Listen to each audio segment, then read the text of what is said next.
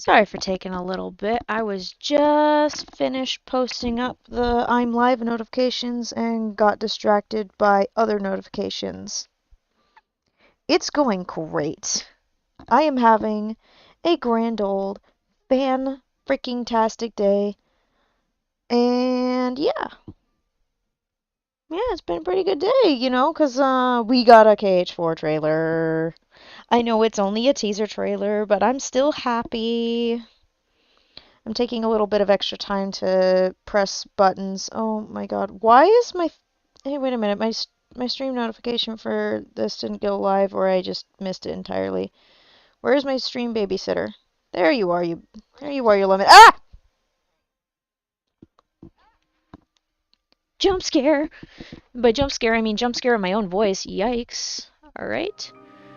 There we go. I need to give that a second, so then I don't have to hear feedback and start getting into a pain loop, as I call it, which is code for I can hear two things at once and neither of them are in sync. Let's continue. So yeah, we finally got a KH4 teaser trailer. I know it's only a teaser trailer, but still, I am so pumped. I'm like, well, shoot, now I actually do have to get a PS5 at some point, or I could just play it on Steam. I could always do that. I have a computer that could probably pull off playing it.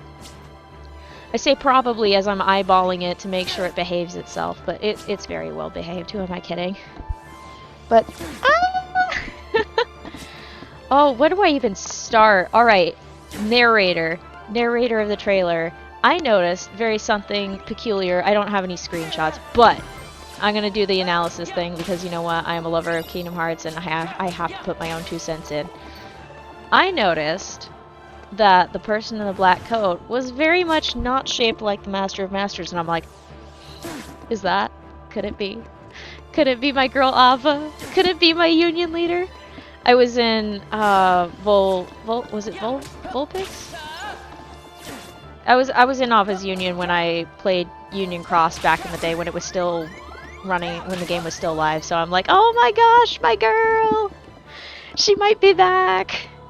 Because there is no way that that's the Master of Masters at the start there and narrating. I'm like, oh, could it possibly be? It could also just be Sterletzia narrating, but I am very, very sure at this point that I'm like, my girl Alpha is back. Because, spoilers for KH3, by the way. At the very, very end of Remind, you get to see at least 4 of the foretellers show back up, and they meet up with an old buddy of theirs. I won't go further into spoilers, but it's an old buddy of theirs who was also not necessarily one of the foretellers, or not one of the union leaders, but he was one of the other apprentices of the Master of Masters. So they all show up in the Keyblade Graveyard, and he's like, yeah, this is a long story, but Ava is the only one who didn't show up. So I'm like, I think she's in Quadratum. I think she's the other person in the black coat. So I'm really excited about possibly seeing her again. We might actually get a canon appearance on the Foretellers someday. I'm hoping for it. I'm really hoping for it. It'd be so cool. Ah! And we got to see a couple of other characters in the trailer besides Sora, and a lot of people suspect, with the Umbrella scene, a lot of us are suspecting that it's like a youngish Xehanort, because Nomura freaking loves Xehanort so much. He loves that man way too much. It's kind of ridiculous at this point, but you know what? I get it. I get it. There's always a Blorbo that you just freaking love, that it's his favorite OC, okay? It's one of his OCs, and it's the favorite. He's the favorite. So he's gonna be around. Oh, and Sora, he looks so precious. Oh, my heart. My heart. We got Strelitzia, and we definitely got Luxord's somebody. We don't know his actual name just yet, but that was definitely him in the trailer. The other two, I'm not too sure. I'm only speculating, but the one with the kind of like fluffy, curly-ish hair that looked a little bit smug as he was walking, I have half a mind to think that that might be Brain. He's also a character, I mispronounce his name as Brian, but it's really spelled Brain, and it confuses the daylight out of me that his name is Brain. Anyway, either that or I didn't play enough of Dark Road, which is understandable. I kind of was like, I don't know. I didn't have much interest in Dark Road, but now I'm like, ah, shit. I gotta catch up. I probably do need to catch up. I still need to catch up on all the story of Union Cross. The mobile games are a nightmare to catch up on, but thank goodness somebody recorded all of the storylines. Some people even did dubs. So I'll be able to catch up. But yeah, fluffy black hair guy that looks kind of smug. I am like 55% sure that that's Brain. That's from Union Cross, one of the 5 new Union leaders after the first ones disappeared. And then I'm thinking the second guy who also has a Keyblade. It's definitely not Yozora, because we saw Yozora. Not in the trailer. I don't think we saw Yozora in the trailer. What the heck? He'll probably show up at some point. We saw our boys Donald and Goofy, but the second guy with the Keyblade with the mask, part of me is like, is that Vanitas? But I'm not quite sure on the Vanitas angle, but then again, Sora's lost a lot of spike in his hair. And the hair on the guy that I think is Vanitas has a very different vibe. It has kind of almost a Ventus vibe to his hair, but a little bit less spiky. There's a lot less spikes involved. I'm not quite sure about him just yet. I would need to hear like an English trailer to really clock it, but for now we're sticking with Japanese voice actors. I do not know the Japanese voice actors off the top of my head. I would have to review and listen to them for a bit to really get a handle on who the narrators were, or at least the female voice narrating in the trailer. But I am 55% sure that that's Ava. Ah! So hyped! Also, the game just looks so pretty. It looks so unbelievably pretty. And I'm very interested to see how the combat goes and what the UI and everything is going to look like, the user interface and the everything. It's gonna be so... Oh my gosh, I am so hyped. I took one look at the trailer and I'm like, oh my god, the subreddit's probably going absolutely freaking crazy because they have been starved for so long. Everybody this last, I can't remember which game event, but the last game event, I think it was the State of Play or something like that. Either way, the last game event, everybody was like, alright everybody, get your clown noses on. Like, you know, we all have hope, but let's be real here. And then we just get like, I don't even know which event the trailer came out during either. I'll have to look again. Sorry about that.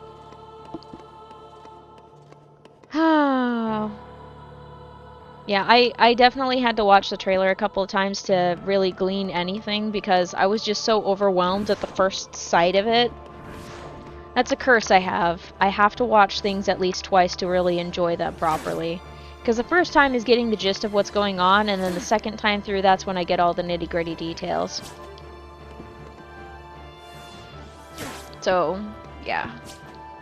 So, I'm going to do one of two things at the time when KH4 comes out. Either A, I'm going to have to cough up money for a PS5, or B, I'm just going to get it on Steam. It's one of the two options. I am a big fan of using controllers for the Kingdom Hearts games, though. I am not a fan of the idea of using a keyboard and mouse. Because I already have problems with the right hand. I think I've talked about it on stream. The right hand has a little bit of a... not necessarily a stutter, but it has a little bit of trouble with fine motor control, unfortunately. I don't remember exactly what I did to it, but I know that there's a little bit of damage in there. I can feel it every time I try to strum a guitar or something like that. It sucks.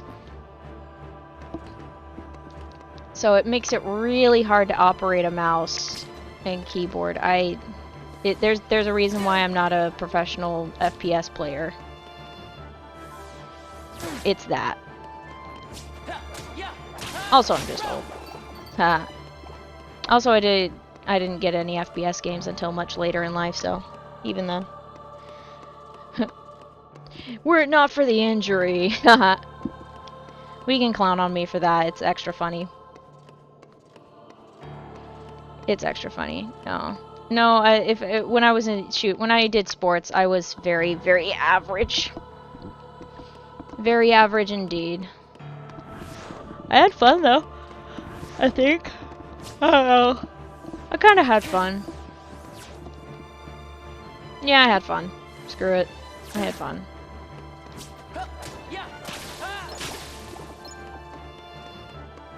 Good times.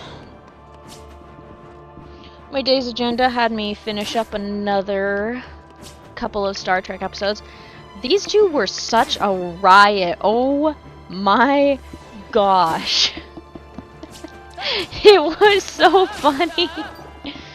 Because one of them is another, if you don't know Star Trek The Next Generation, one of the characters, Deanna, has a kind of, I wouldn't say an overbearing mother, but her mother is a Betazoid. Deanna's half Betazoid, and Betazoids are known to be empathetic and telepathic, as in they can sense others' emotions and read others' thoughts. And Deanna's mom is a absolute menace who also has a little bit of a thing for Picard. And oh my gosh, that poor man was suffering dealing with her. It was so funny. I did feel bad for the guy, but it was really funny at the same time that she was just being a constant menace on board. And poor Deanna is just like, mother, please stop. Behave yourself. She was not behaving. There is no way that woman was going to behave. But I love her for it. I love how much of a menace she is. She's a fun character. She brings a type of conflict that has a bit of levity to it, is what I'm saying. Like, any conflict that she's involved with, it's more of levity and it doesn't piss me off. Which I am always down for conflict that doesn't piss me off. Like, some conflict I'm just like, man, this is some dumb shit that I have to watch through. And then other times I'm just like, and then of course they're the ones that I enjoy, which is silly shenanigans. Oh man, it was so freaking funny. And the episode right after that, we have a little bit of some backstory with Worf. He definitely had a thing with the gal that they had to pick up to go and deal with a Klingon vessel that was in sleep mode for like quite a while. And they went to sleep during the Klingon War, so they gotta go and either stop them or just take them out in the honorable Klingon way of dying like warriors. It's a whole conflict thing. But oh my goodness, I was not expecting the exes to have a little moment, you know, a little moment. I'll spare the details, but you know, I was just like, okay. I absolutely adore Worf. He's a fantastic character. I love his character. He's so fun. I love the different varying conflicting perspectives of each of the characters on the show, and like you can see that like they have some beliefs that are similar and some that are different, and I freaking ooh, that's some good shit right there.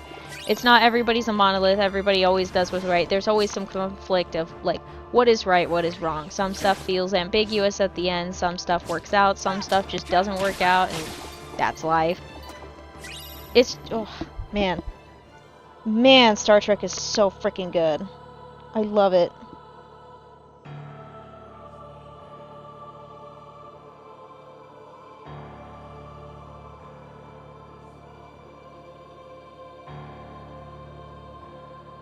One second, just making sure.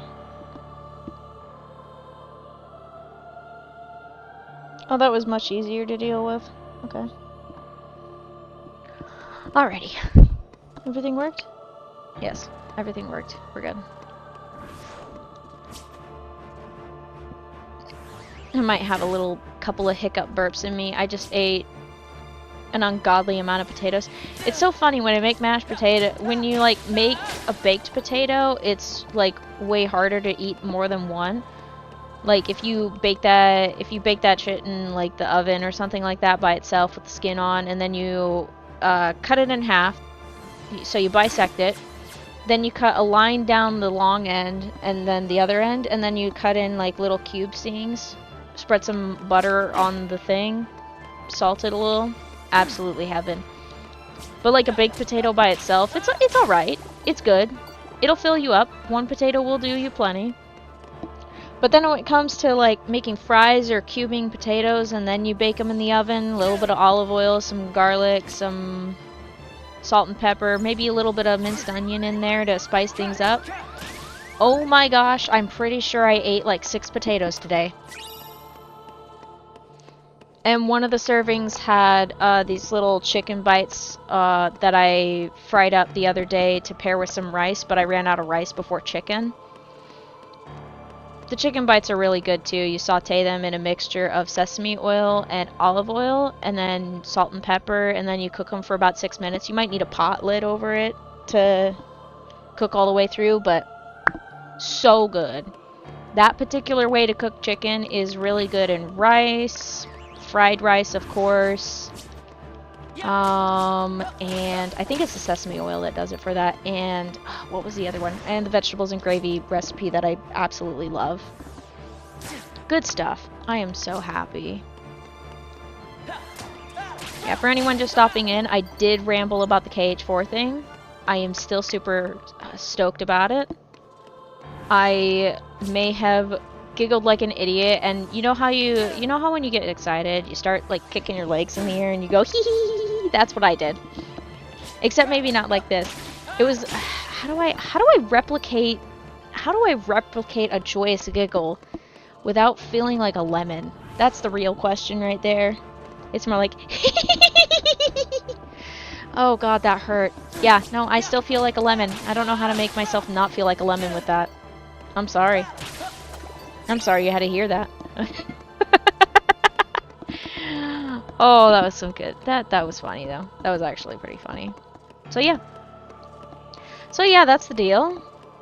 Did a little bit of this, a little bit of that.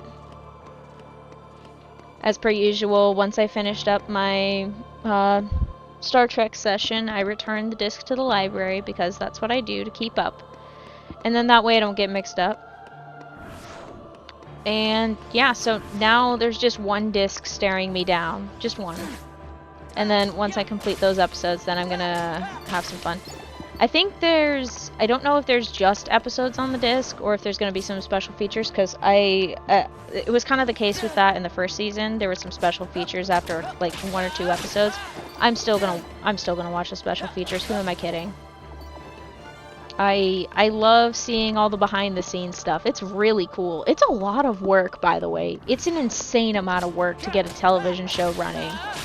And I'm just like, damn, they did this on kind of a lower budget. They had to build sets and everything like that. Lots of practical makeup and effects.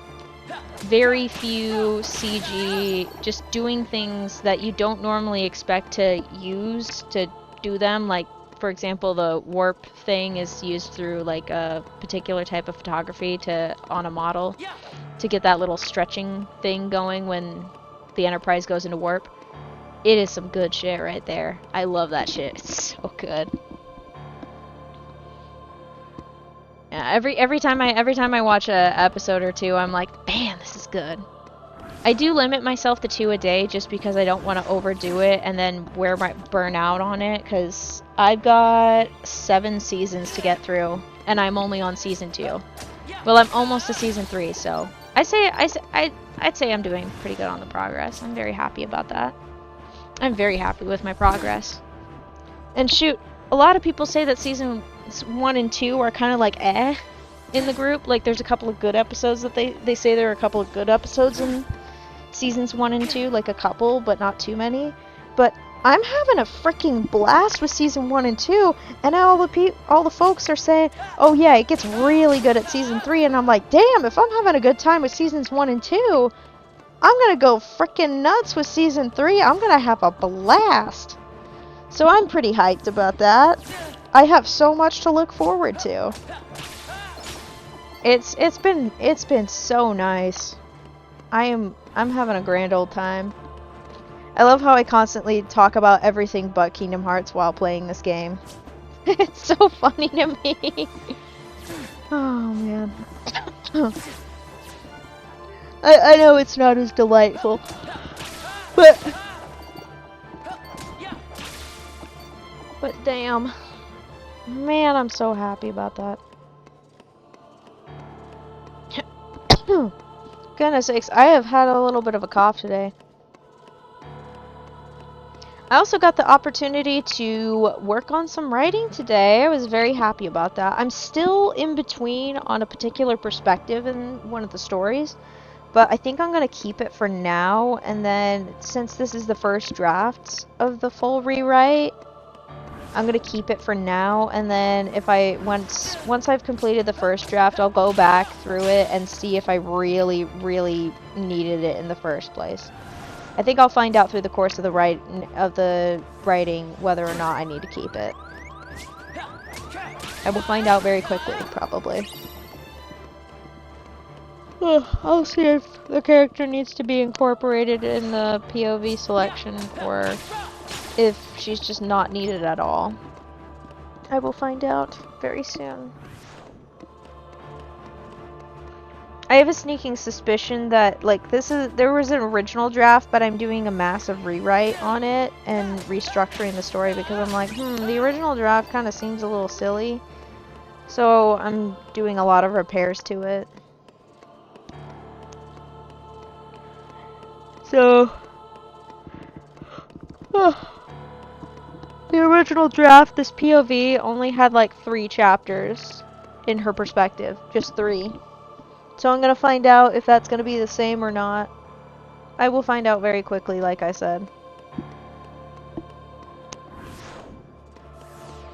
This also depends on whether or not I follow the same story trajectory in line with the original. Because the original version had a plotline guidance, like some little things here and there to get a general idea of what I want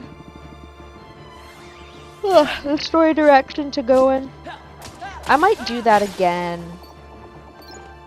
That might not be a bad idea, actually, to do that again. Just to give myself a general sense, nothing specific. Because whenever I get down to specifics, that's when I feel like I've already written the whole story and it's all done.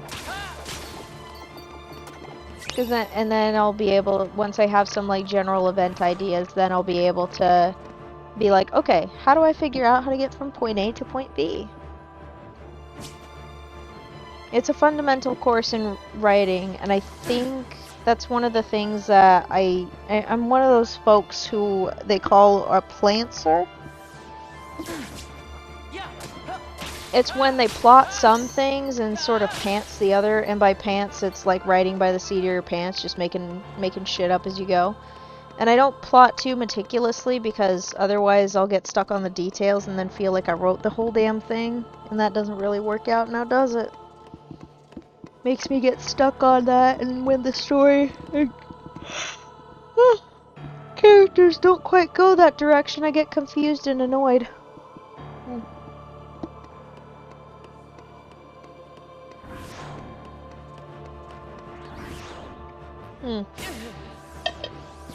I think I figured out another problem with another story that I stopped writing a few weeks ago, or actually a few months ago. I need to go back to it and finish it off.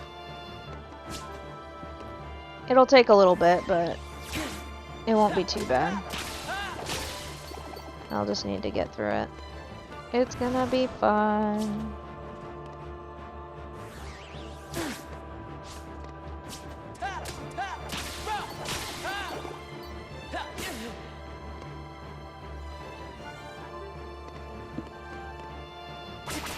Okay, good. Perfect. That's exactly the amount of damage I needed. I'm okay with the wee-woo right now. The extra health was pissing me off. There we go. Much better. Everything is much better. You know what would be sick? I'm pretty sure there's a way to do this. It'd be really sick to be able to program a little setup so then the kitty cat that covers up Roxas's and eventually Sora's face, like, make it flash red too when it hears the siren. I think that would be a really cool way of adding to it. But I don't know how to do that, so I'm not going to. I could probably learn. Learning opportunities are everywhere.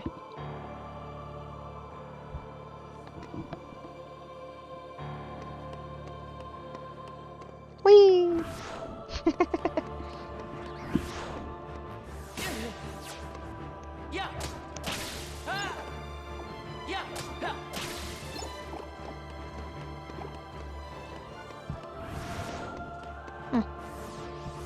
Interesting. Oh my goodness gracious! Oh.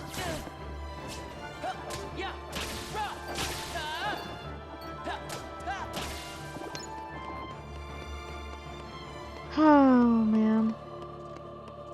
You know what's kind of funny is that I was just thinking about this the other day. I have a fear of heights. This is known. Like, for example, if I was in this particular room, I would have a lot of trouble walking on this thing because I would see the gaps in the walkway and panic, and I would also stay dead center of the walkway, and the entire time, you know what my legs would be doing? Wobbling. Like, at a certain height, my legs start to do the shaky thing. You ever see those videos where someone puts a dog on a high chair and the dog starts shaking and then the chair starts shaking because they're shaking so bad, and you're just like, damn, get the dog off the chair. Give the poor baby a break. Anyway, that's me. That's literally me. My legs get so wobbly, my knees are like, no thank you. I don't want to walk on the high thing. There was a very short period of time where my fear of heights was just completely gone, but I was also not physically well at the time. So that had something to do with it, but like I literally once looked over the edge of some really high falls, like really close to the edge, and I was like, huh, those are some heights. And nowadays, if I did that, I would be on my stomach crawling to see over the edge. I probably would stay away from it because I'm like, I don't trust my legs not to give out on me, like the lemons that they can be. But I think this is funny mainly because every once in a while I'm like, I would love to be on the Enterprise. I'd love to be a Starfleet officer. I would be into science and I would do lots of science experiments and analyze rocks and stuff. I would have a lot of fun. And then I remember that if I looked out the window, I would immediately like lose my ability to walk because my legs would give out and be like, oh, space. I don't like space. I got the fear of the vast is has such a frighteningly strong hold on me. It's insane. My legs would not be able to handle it. If I had the ability to fly and stop myself from falling, that wouldn't be a problem.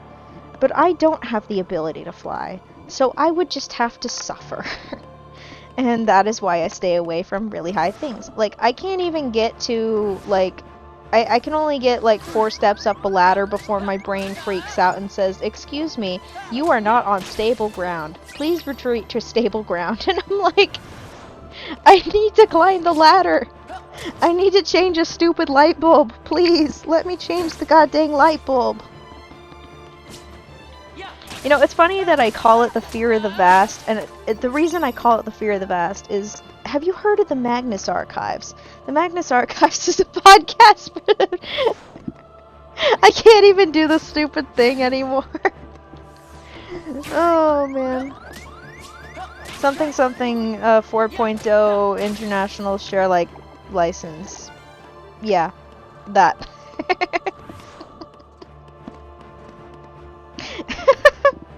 But long story short, the Magnus Archive starts off as a series of somewhat scary accounts that are read by our protagonist, Jonathan Sims, via a tape recorder, because for some fricking reason, he can't digitize these particular statements. He just has to put them on a tape recorder, and he's like, that's sketchy as fuck, but I don't care.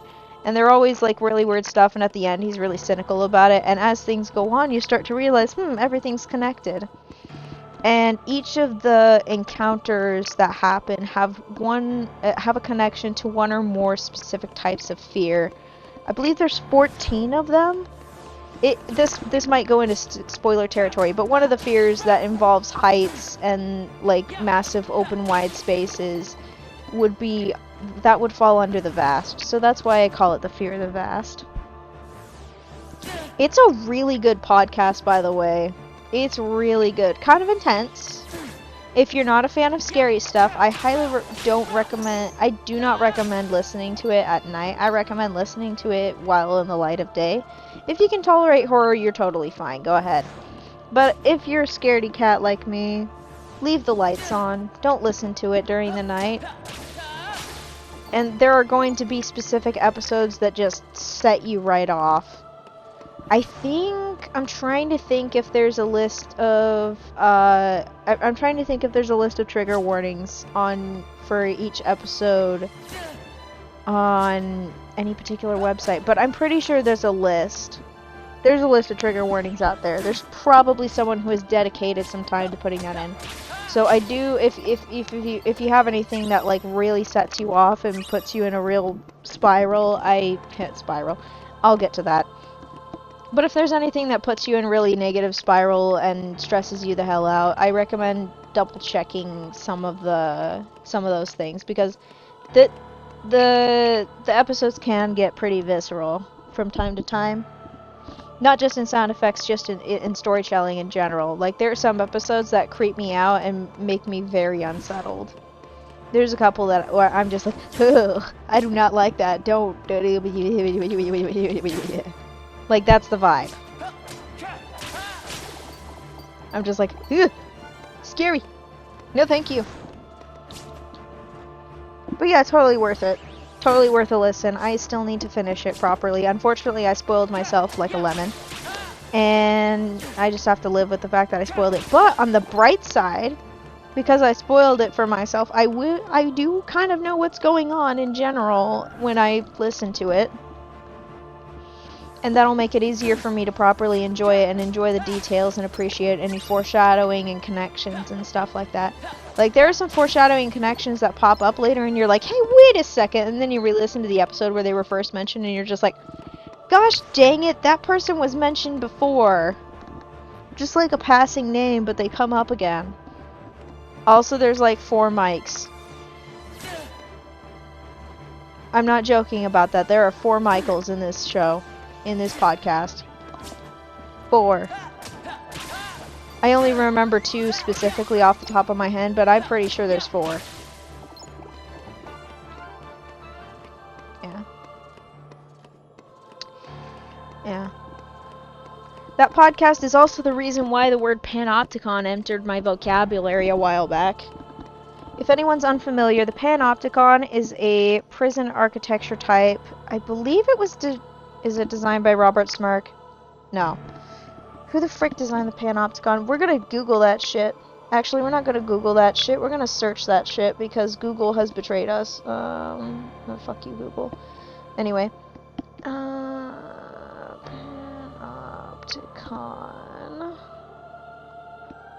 Oh, it was fucking Jeremy Bentham. Why does that man haunt me? Anyway, Jeremy Bentham's the guy who created the panopticon. Basically, the concept of the panopticon is that there's a guard tower at the center of all the cells that are in a circular prison. So all the cells surround the guard tower. And the guard tower is higher than all of the cells. And you never know, all the prisoners are never sure if there actually is a guard in the tower. It's just safe for them to assume that there is always a guard in the tower. They always feel like they're being watched. And that is the concept behind the panopticon. So, like, it's a concept of just always being monitored there. That's the main point of the design, to get them to all behave. It's kind of, frankly, it's really messed up. And you can actually see it in action outside of prisons, like right now on social media. You know how a lot of people are not dancing very much at clubs? I think I talked about this yesterday. A lot of people aren't dancing at clubs because there's just these dumbass assholes who keep recording other people to make fun of them for just dancing and having a good time. And it's just like, oh, no wonder, because nobody wants to, because everybody always, if you always feel like you're going to be watched, if you're going to be recorded to be ridiculed, it's like, well, I have to behave a certain way in order to avoid ridicule, to avoid social punishment. That's basically the current state of Panopticon and the surveillance thing that's going on that I really don't, oh my god, I really don't like it. Oh my goodness. It's also really funny that I say that and me being discomfort of being watched meanwhile I stream on Twitch and YouTube. I never said I wasn't a hypocrite in some way or another.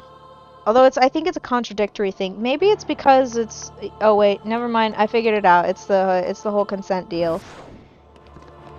And that I have control over what is and isn't on stream. Okay, never mind. We've resolved the conflict. We resolved the conflict. We're good. But yeah, very fascinating. So I'm like, huh, that's interesting. Got all those eyes watching? Boom. Yeah. There's a couple of, there's this one episode that haunts literally everyone, and I remember the statement, I only remember the statement ending, because everybody talks about it. It's, the blanket never actually did anything, and that one is in reference, I believe that one's connected to the fear of the dark. Understandable, that's literally something that every kid does when they're scared of the dark and they think they see something, because you know how your brain is when you're really tired, it just makes up shit? It's just like, oh, you want to interpret this darkness here? Here's a shape. It looks like a monster or a human just standing in your room staring at you. Oh god, I just imagine that. Ugh. I do not like that. Shoot, I still hide under my damn blankets. I'm a grown-ass woman and I hide under my blankets like a little kid. I'm such a fraidy cat. But like that, oh my gosh, that is, oof. That is so, it's so good. But yeah, it's a very fascinating exploration of fear, that podcast, but yeah. It's the reason why Panopticon is in my vocabulary, it's the reason why my fear of heights, I often refer to it as the fear of the vast, which is honestly very, very apt. Because it's a good thing that for a few good years I also lived in an area with some big ass open skies, so then I wouldn't be scared of open skies. Because if I lived in like a forested area or tucked away in some mountains, oh my goodness, imagine the culture shock, just imagine the shock I would have with like the big old vast fear. And then I'm just like, ugh. Actually, I don't mind big wide open spaces actually. I don't mind open spaces at all. Shoot, I freaking love driving across Nebraska, which is something you will never hear most drivers say, ever. You will hear people, you're probably, shoot, if you've driven across Nebraska, you're probably thinking, Fang, what the hell are you talking about? Why would you enjoy driving across Nebraska? It is fun. It is so fun. It's like, yeah, I get it. Mostly just straight out stretch on the 80.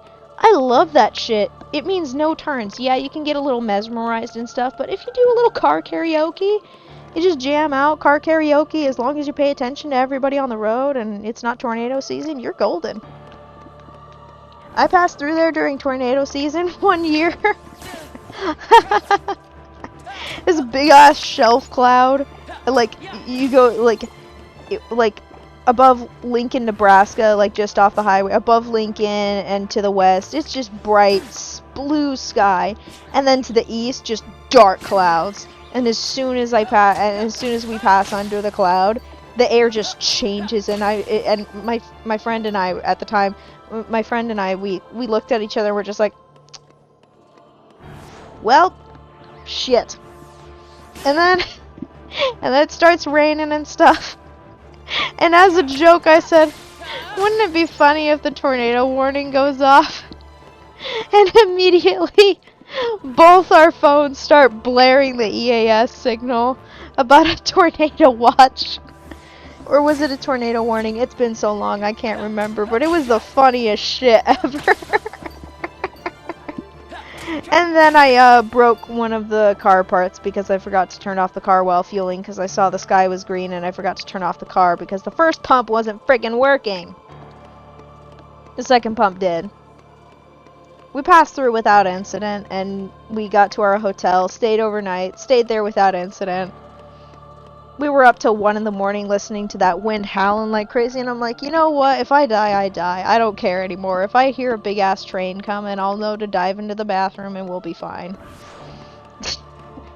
Nothing happened. I am fine. It was great. There's also a really nice Motel 6 in North Platte. It was really freaking nice. I hope they're doing good over there. It was a good time. It was a good time. Cross-country traveling is fun. I've only ever traveled across the country on I-90 and I-80. The only reason I don't recommend I-90 is probably because that first attempt traveling across the country was done in like 10 to 12 hour stints. 0 out of 10, by the way. Do not recommend 10 to 12 hour stints.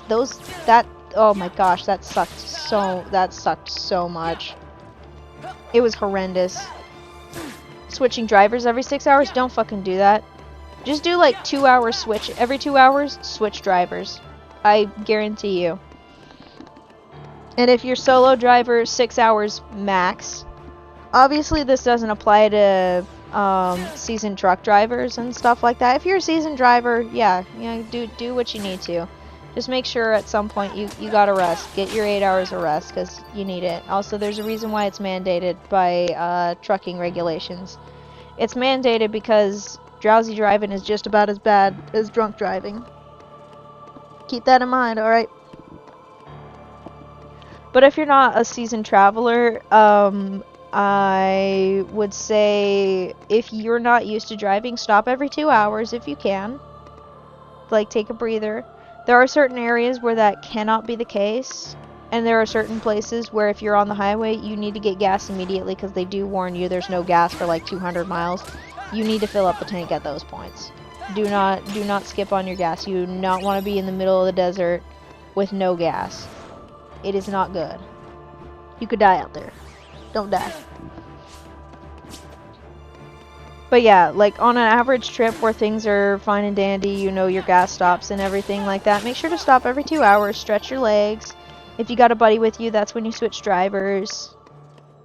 Also, 2 hour intervals are also really good if you're traveling with a pet. I did that about every 2 hours or so, maybe 2.5. My dog would come up and let me know. She would like first ask for some pets and then she would be like, alright, excuse me, I need to go to the bathroom. And I'd be like, okay. Make sure you drink plenty of water, have some fruits and stuff. So stuff that you can easily just snack on while driving. I'm very partial to eating an apple while driving, which some of y'all are like, how the hell do you do that? Well, I'll tell you, I bite into it. It's usually an apple that's been washed, but I just straight up bite into it. For some reason, I'm actually more of a steady driver when I have an apple in one hand and my hand on the wheel.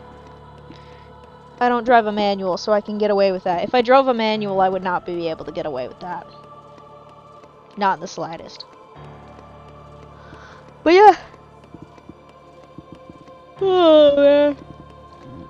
I think it just helps with my brain's concentration, because then I can do 2 things at once. And that is usually a pretty good use of my division of attention. Because if I try to do just one thing singularly, it just does not go well. I lose focus and then my brain just turns off and is like, oh, there's only one thing. We don't need all this capacity. Let's just turn everything off. And I'm like, no. I am on the road right now. I cannot do that. So, apple. That's what I do. Sometimes I just hold a damn apple in my hand while driving just to keep my brain focused. It's so stupid. It's the dumbest shit ever. Unless I'm talking. Or I do car karaoke. That's what I do too. A little bit of car karaoke. It's something to keep my brain actively engaged. Because if I'm holding on to something that isn't just car wheel and stuff like that, I am actively thinking, okay, I need to do this and that and that. It's all good.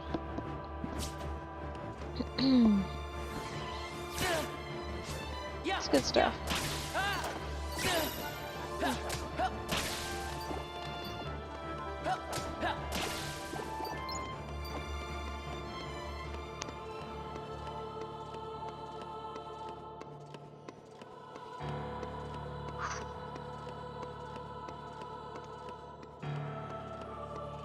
Sorry, folks. I got a slight light headache. Very light headache. I need to drink some water. And to do that, I need to adjust my seating position a little so then I don't choke and die. I'm one of those folks that can't drink water and talk.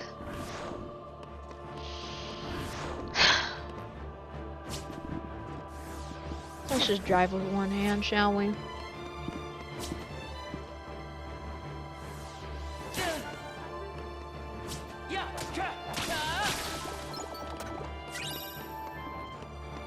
Beautiful. Hey, I think we're almost about 2000 XP and we're right on target. We are very much on target for today, actually.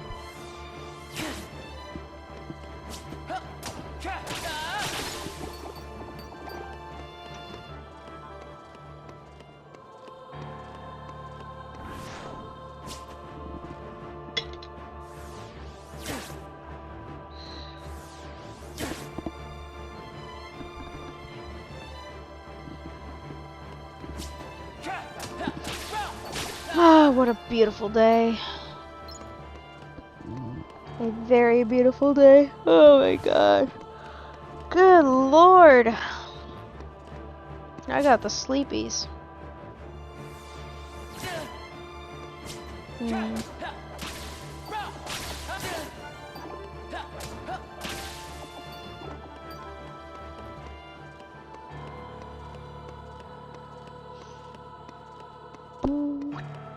Boop, bop, bop, bop. Okay. Oh my gosh.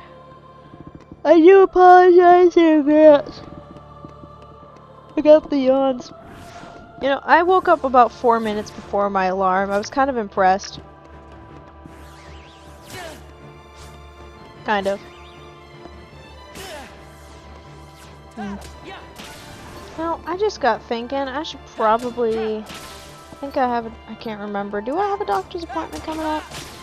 Either way, I'm pretty sure at my doctor's appointment, I should probably double check with my doc and see about, my little issue with my cold temp thing, because it's starting to piss me off. It's really starting to piss me off, actually. Because if my body externally is cold enough, I get real sick, and I don't feel good. Shoot, I've been having to wear a hat in my sleep from time to time, which is something that I'm not really used to. But to be fair, we're also running the AC because it's hot. And that's all fine and stuff. It's nice and chill in the house. It's nice and cool. But, slight problem with that is,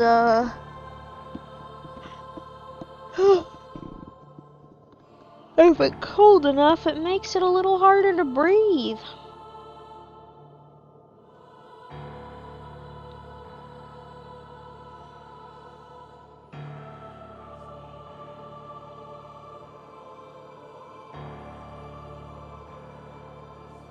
If I can type, that would be grand.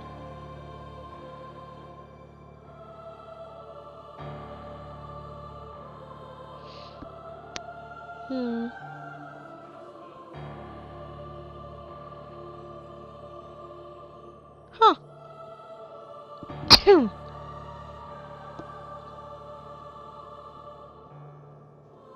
Interesting.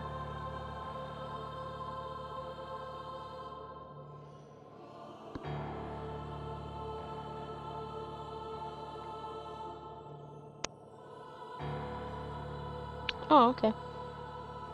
That was helpful.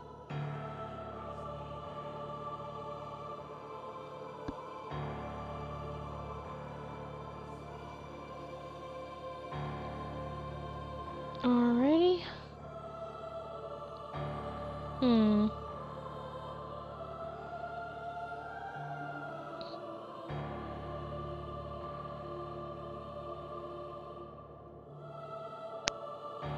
There we go.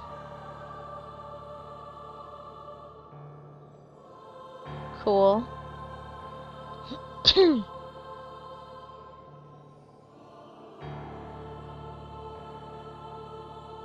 Okay.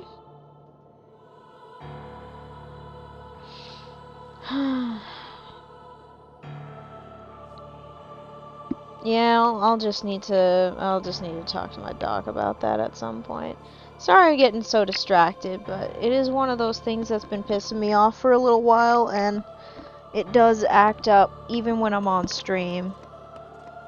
So, it is a concern. There's a reason why I wear blankets when I'm streaming. It's not just for comfy and cozy, it's also for keeping my damn lungs warm enough so that I can talk away without any problems.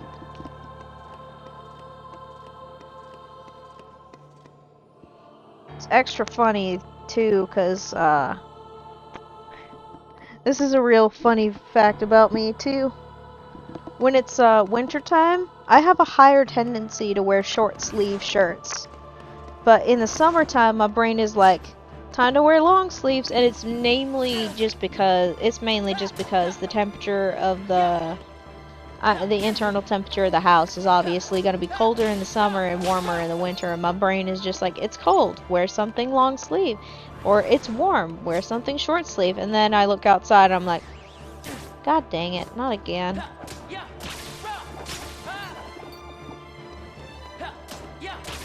This is a pretty normal thing if I'm sure about it. I'm pretty sure it's normal.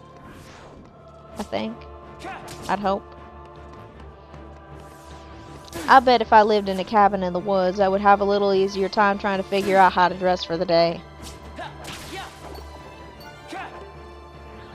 I do know how to dress for the day. I am a capable human. Alright, let me take you out. There we go. Boom. Ooh, 13,000.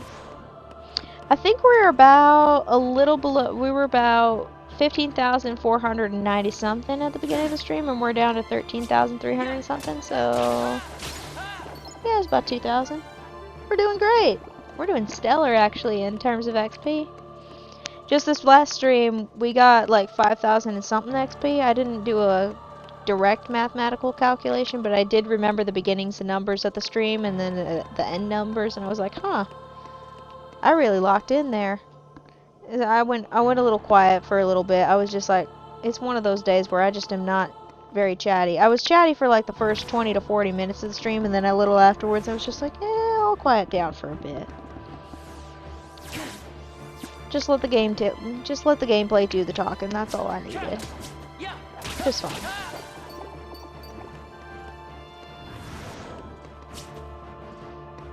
Oh, the little warp frames are magical. Same with the particles. I love the particle effects in this game. It's real nice. Speaking of particle effects, I see a little dust thing flickering around. That is so fascinating. Just a little piece of dust just floating around. Oh dear God, I'm definitely not in a good posture mode. Shit. No! Dang it, hang on 1 second, chat. I gotta untweak my neck real quick.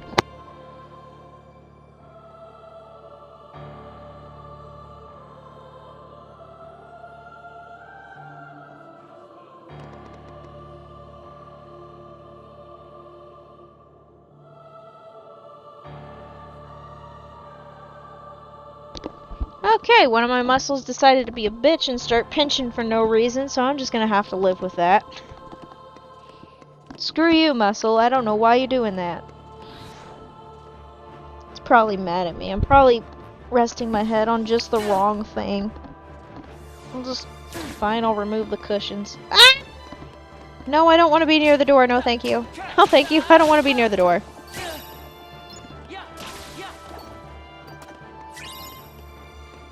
Oh, man.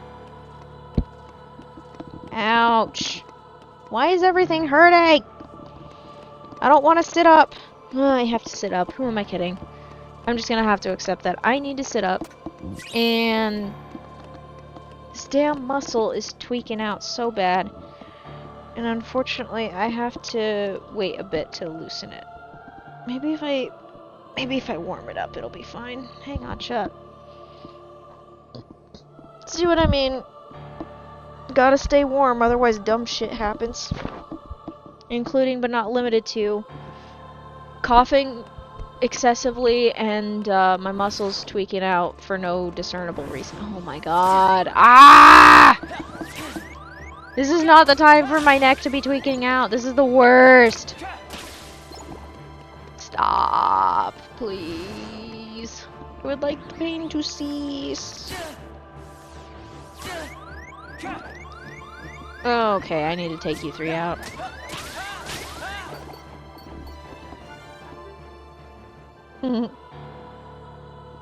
Nice. Alright. Focus. Focus. Hocus pocus. I'm losing my focus. Also, cheers to everybody who is finishing up their school year this week. Hope the remaining few days are either fun or less shitty than the previous days of the year.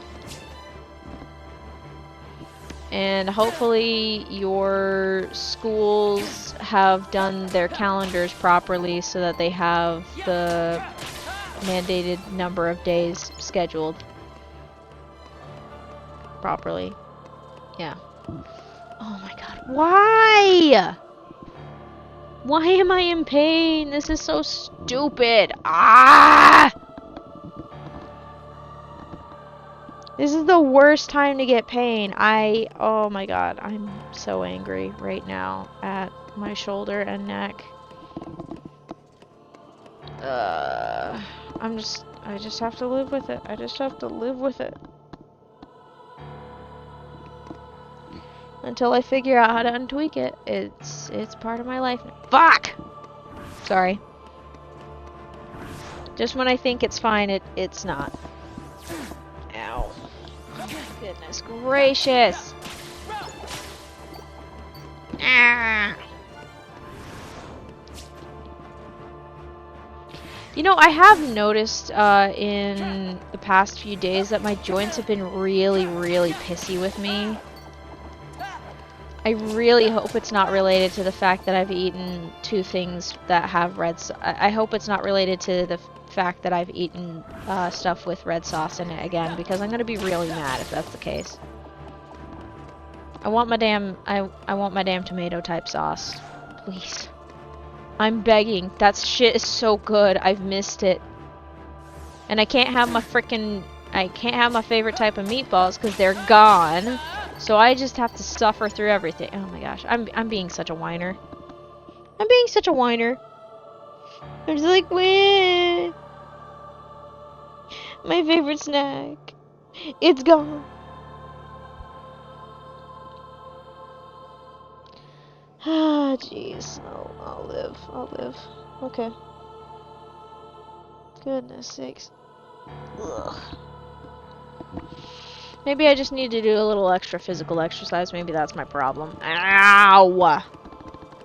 You know what? I'll do that. I'll do some extra physical exercise this month. Maybe continue increasing that. I did have a dizzy spell the other day, and I can't tell if it was because I was pacing too much. I pace a lot when I'm thinking about stuff. Or if I just straight up while pacing forgot to breathe. Uh-oh. Oh no. Please tell me it's not doing it again. My door, one of my doors, you remember the broken door, right, chat? Of course you do. If you don't worry about it. But long story short, that door is momentarily pissing me off because it is not doing its thing properly. It's not staying closed properly. And it's kind of worrying me that it's not doing that. Like, it can close, but it's not staying latched, is what my problem is. And I do not like the fact that it is not latching right. Wait a minute. Is it supposed to do that? Wait, is the lock not right? I might have to check that later. That might be the problem. Maybe the lock's just not installed right. Maybe it's installed upside down. That wouldn't surprise me, actually. I've had weird shit happen to me, so That is not the weirdest shit that has happened to me. Upside down locks? Yeah, that makes sense. Okay, cool. I'll just see. I'll see if I can fix that later. Better that one than a busted door, cause ugh, busted doors suck and doors are expensive, annoyingly.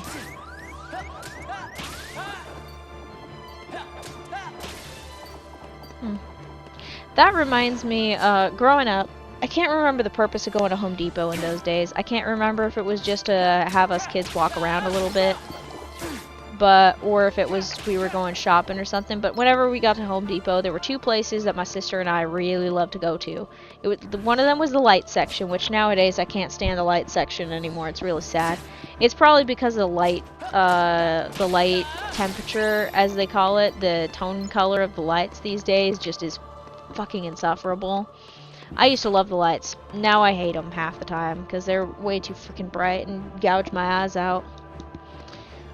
And the other place that we liked going was the door section, because one of the displays for the doors is they had it arranged in a little star shape so that you could open and close the doors and pass through them.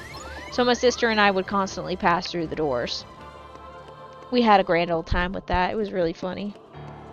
We wouldn't swing them around like crazy or anything. We were just passing through the doors, having a grand old time.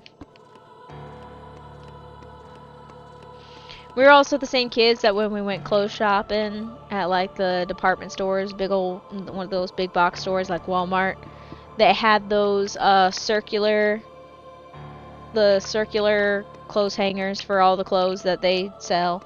We would go into the middle of those and chill out in there for a few seconds and then go out. It was fun. You know, kids, they like caves. Kids love caves. You'll not believe it. If they find anything cave-like, they will sit in it. A few years ago, I remember this. There were two places that I really liked. There's this one hollowed-out pine tree. There were a couple of pine trees, and they hollowed out between those two pine trees to make a little cave there. That was pretty cool. I love that place.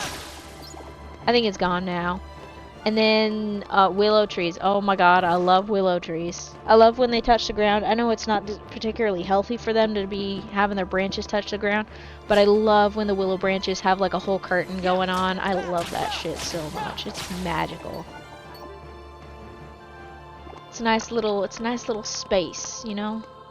It's a little unconventional space. Yeah.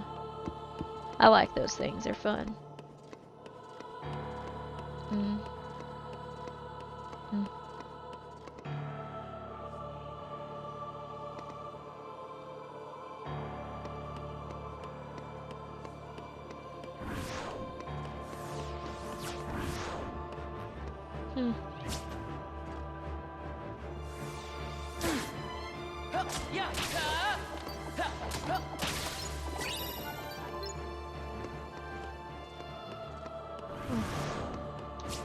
Sorry about that, chat. I was just thinking about some stuff. It's moments like these where I start thinking about some stuff that I'm like, oh, that's some new perspective now that I think about it. It's fun to have a new perspective on life, and then every once in a while you just cringe about it and you're just like, ugh. I get that a lot. But to be fair, I was just a kid. Just a damn silly kid.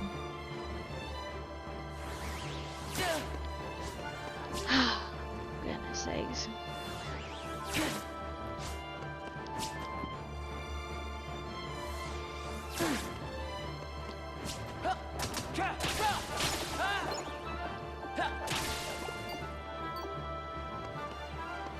Ugh.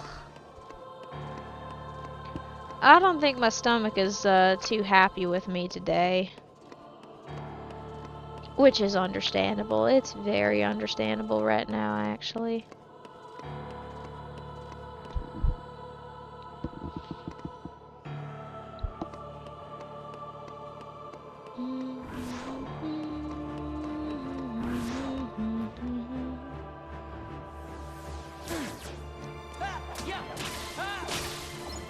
I'm debating making myself a little cup of hot cocoa. That actually might be real nice for me.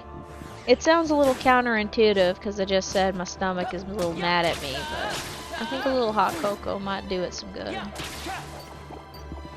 So let's take out these next 5 real quick, and then I'll give us a pause and get me some hot cocoa, do a little stretch, maybe untweak my damn neck. And you'll get the sweet, sweet sound of my music.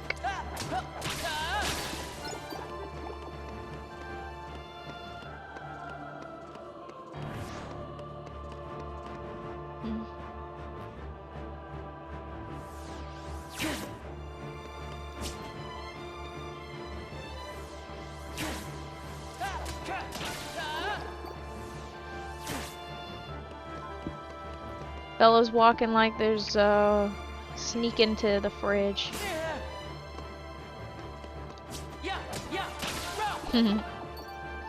I love this series. It's a good series. Lots of fun. Sometimes a little confusing, but lots of fun. Alrighty, let's get ourselves down to the bottom, and then I'm gonna pause and get myself some hot cocoa and stuff. I don't know how long it'll take. It'll probably take about 5 minutes. I apologize. So, just 1 second while I switch my screen, and then I'll be right back and probably not sing.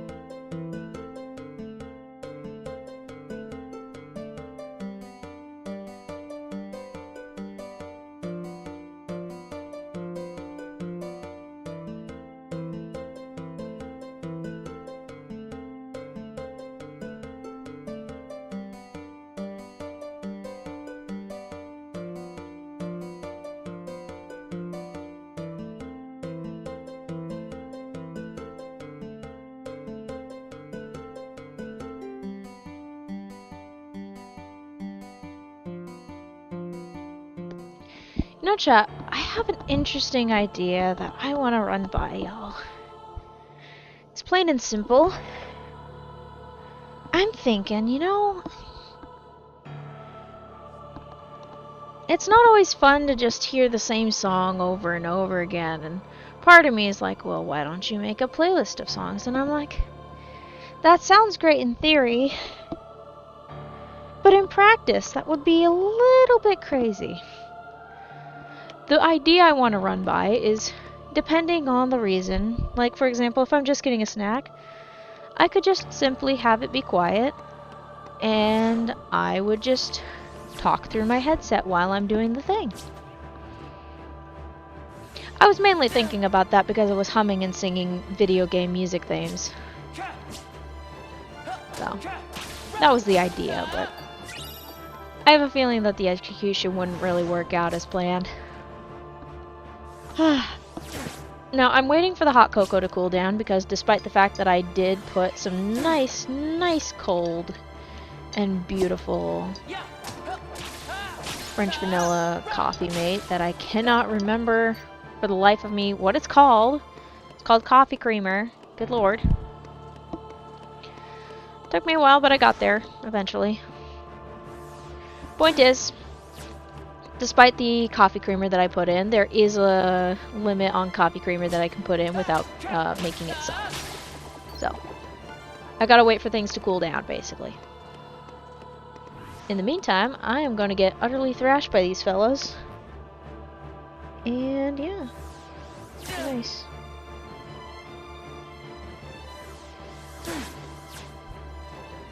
It's gonna take them a little bit to whittle me down to the amount of HP that I want to be at, so then I can continue my crusade.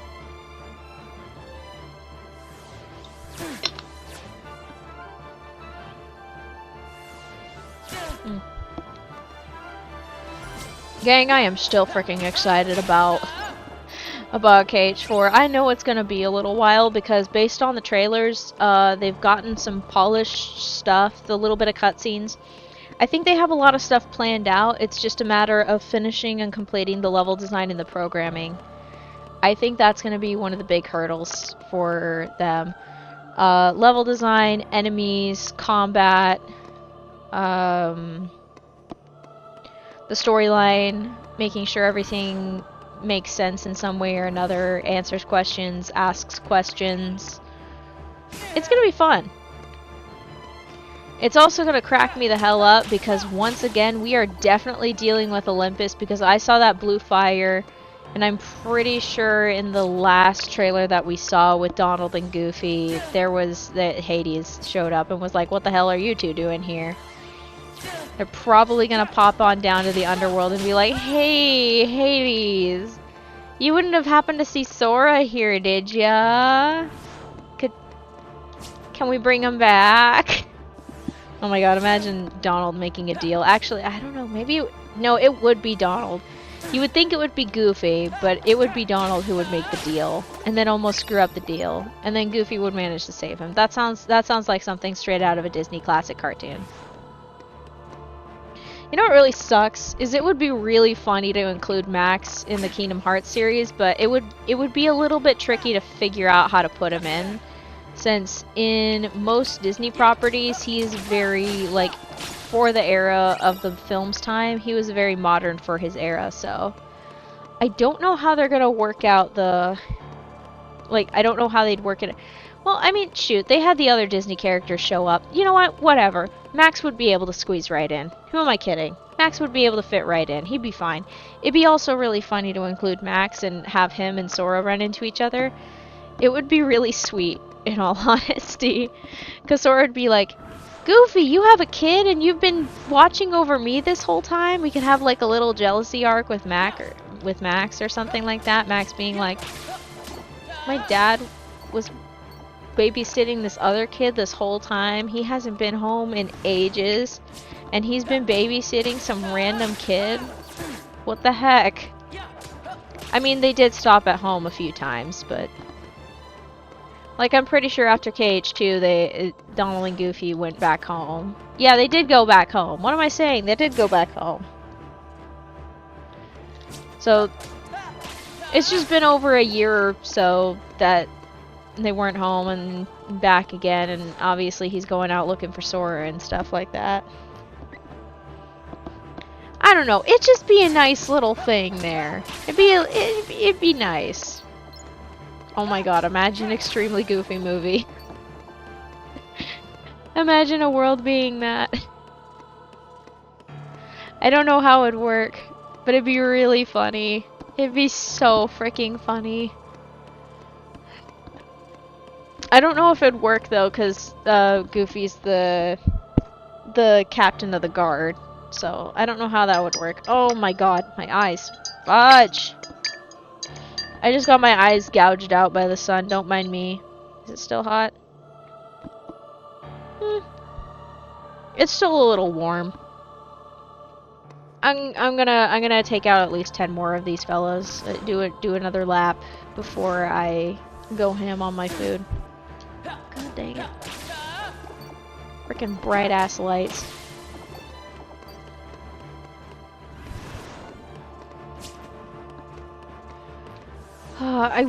I wish so badly that I wasn't light sensitive. Which is really funny considering the number of screens I currently have pointed near or at my face. Cause I got like 4 screens running right now, like actively running. I got the phone and the tablet babysitting the 2 live streams, and then of course the television screen for the actual gameplay, and then the computer screen that's doing all the live streaming and monitoring to make sure everything's in order. It's quite a journey.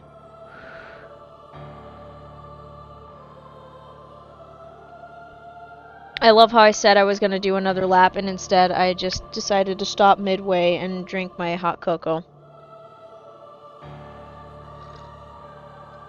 Nope, still hot. We're good. Alright. My curiosity has been satisfied. I can continue in peace. Toasty. My, toasty. Hopefully, I will loosen things up in a bit. Oh, managed to loosen something up. There we go. Finally. Okay, you do your gymnastics routine. I'll be over here waiting. Specifically, your gymnastics floor routine. Bruh. No, thank you, honey. I do not want that much damage. I'm fine with a little. I'm fine with occasionally activating the siren, but not while someone's going up and side down and doing that. I love how that attack used to be such a problem for me and used to scare me. Nowadays, I'm like, oh, you're doing that again? I just gotta wait for you to start coming at me and swinging, and then I just walk off to the side and I'm fine. That's all you have to do. Either that or you time your strike just right and just whack them right in the... What the hell? Sorry about that, chat. I haven't done that in a while. Wow. Impressive. Okay.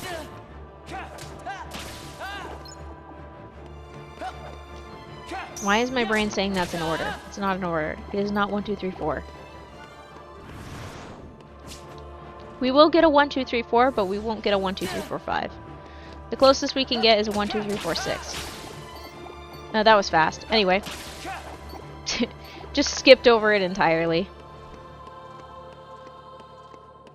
Like 0 seconds of that. It was like 1, 2, 3, 4, 2.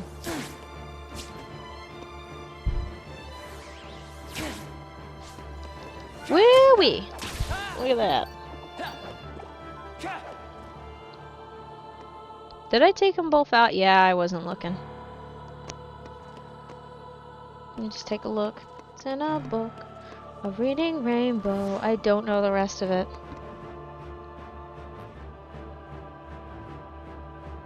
Yeah, I did a 2-for-1 special. Cool. I'm always down striking out 2-for-1. That's always good.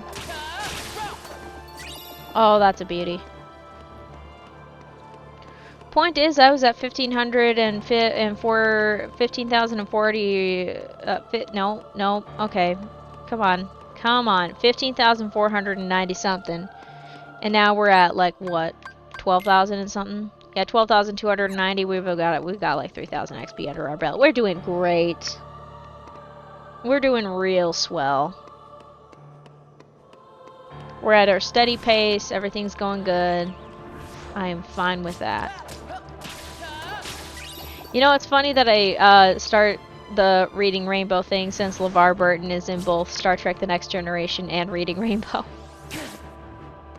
I hope I'm not getting that wrong. It's been too long, but I'm pretty sure he was on Reading Rainbow. I'm pretty sure he was the host.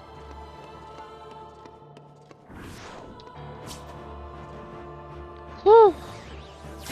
Children's programming was pretty good back in the day, honestly. Some good stuff. It was even better because it was on PBS, which was one of the free channels. If you didn't have cable, PBS was one of your channels. You get to watch that. It was always fun. Get to watch some learning shows, some story shows. Some would teach you about reading. Some would teach you how to count. They were always nice, steady ones. Not too overstimulating, just the right amount. They were fun. They were fun. Nowadays, a lot of things are big and loud. Oh! Flashbang! Speaking of big and loud, damn eyeballs getting stabbed again. Oh, that's some good cocoa. God damn, that's some good cocoa.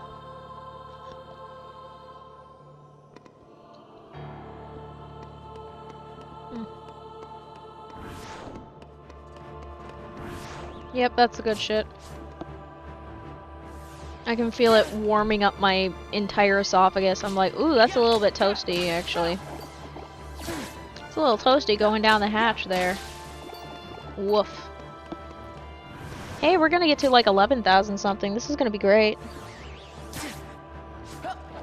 At 11,490 something, we will have officially crossed the 4,000 XP threshold. We're kind of pushing it today. Happy Pride Month.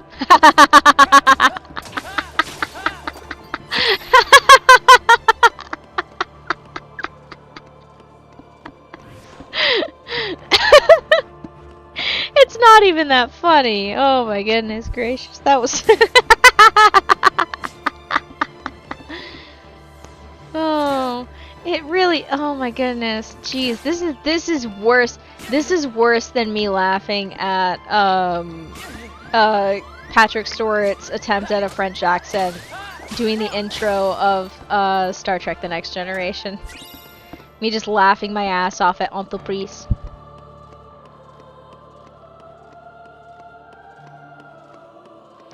I don't know why that was so funny to me, but it's just like, it's...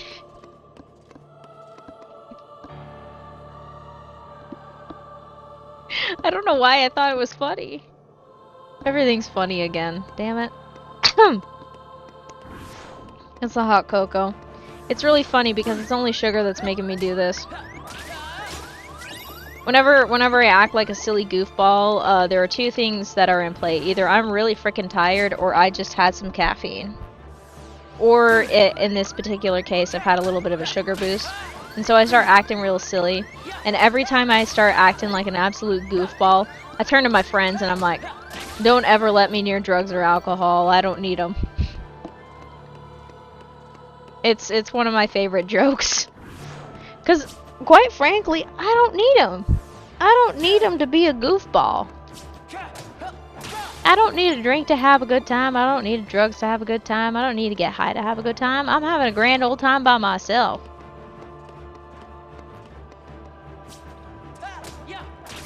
I can be a silly, goofy human if I'm tired enough, or if I've caffeinated enough, or if I'm just chilled out enough and been like, you know what, it's time to be silly. It's silly time. Silly time is great.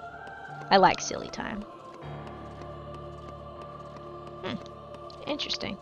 I just started paying attention to the yellow tiles on the walkways because that's what you do when you spend 170 plus hours in this particular area. You notice stuff. I already mentioned the patterns. But I've noticed that yellow is used just enough to not be overwhelming. It's one of the colors that's not used as often. I think there's more cool colors than warm colors. Like greens and blues are pretty prominent. Pinks and reds are the other prominence, and then yellows and a small amount of orange just kind of exist there. But it's mostly pinks, purples, and blues, like mostly cool colors except for the red, and even the red is kind of a cool tone. And the yellow is like the occasional brightness things to balance it out. There's probably a color theory and pattern behind this. I wonder what it must have taken for the artist to decide, yeah, this is the pattern we want to work with, to rearrange every so often to be the tiles. Another day of thinking, damn, I would love to talk to the staff at Square Enix who made this game. I would love to talk to them. I would love to talk to the artists. I would love to talk to the programmers. I would just love to chat all day with them. Unfortunately, I don't speak Japanese, so I would have a hell of a time with the translation, but I think, oh god, it would be so fun. It would be so much fun. I would love to hear everything about it. It would be so cool. I would love to ask about any bug stories that they had. Like, was there like a particular bug that they just freaking despised? Because like in programming, or like was there something that just worked way too well and did you get suspicious about it? Like those things. I would love to ask those questions. Or what was the hardest part about like doing this particular thing? Was there a problem with this or that? What was the most fun to program or draw artwork for? Like those are the things. That's, oh gosh, I love production. It's so good. I love that shit. I talked about it many times. I talked about it with films, especially Lord of the Rings. God bless. You know, I should do, okay, one of these streams, you know what I should do? I should do one of, I might not be able to do this because there's probably some very strong barriers. I wouldn't be able to save the VOD. I would have to nuke the VOD afterwards. And on YouTube, it would get, oh my god, it would get copyright up the wazoo. Unless I managed to use educational purposes or something like that. I don't know. But it would be so fun to talk through, like, all of the special features on each of the Lord of the Rings extended editions. Because oh my god, there are so many special features about the production of Lord of the Rings on those discs. It's insane.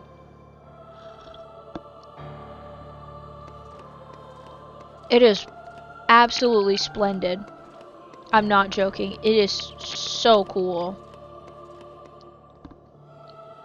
Like from the programming of the battles for like the really wide shots to the miniatures that they use to film, lighting, even the commentary, even the commentary over the extended edition is so freaking good. Because you get to hear little bits and pieces about like how things were going on films, on the set, about like discussions like where does the light come from? Why is there light here? And it's like, where does the light come from? Same place as the music. It's such a good response there. It's like, yeah, it's dark as shit, but it enhances the viewing experience. Looking at you, Season 8 of Game of Thrones, where nobody saw fucking shit.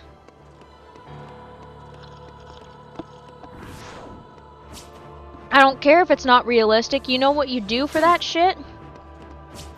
You put a blue light in the background. You put a blue light on everything and call it a day. So then people who are watching your show can actually see what's going on. And then when dumbasses ask, where is that coming from? You say, same place as the music, motherfucker. That's what you say.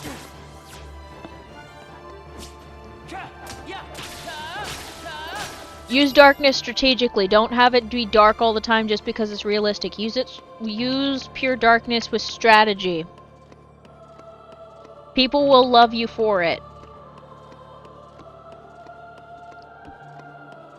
I love how I'm saying this as if any film production is ever gonna watch this, but you know what? Maybe some future filmmaker is gonna watch this VOD either on YouTube or on Twitch, and they're gonna hear this advice. They're probably gonna be like, well, you were kidding, there's no way, and then you're gonna realize if you work in production, yeah, people cut corners a lot, and it really frickin' sucks, and it's always the suits. It's always the goddamn suits.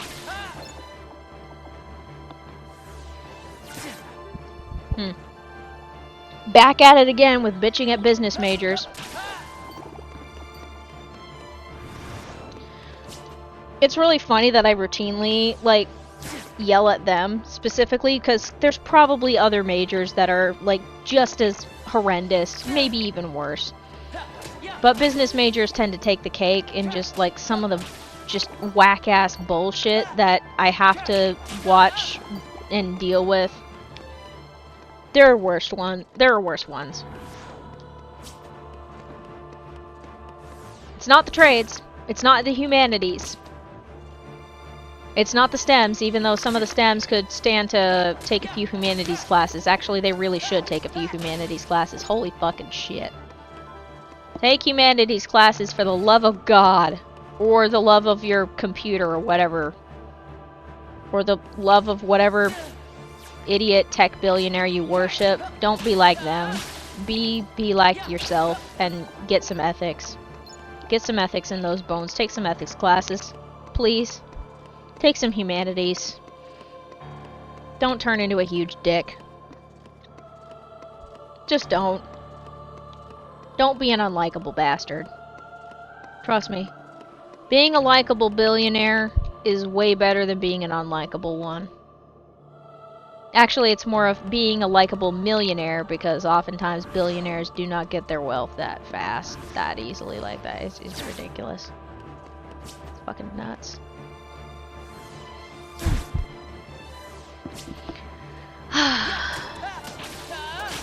I say this on on 2 platforms, probably owned by billionaires. I'm still gonna roast them. Pay your contractors, goddammit. I know that's why you have us all file 1099s. Pay your goddamn contractors.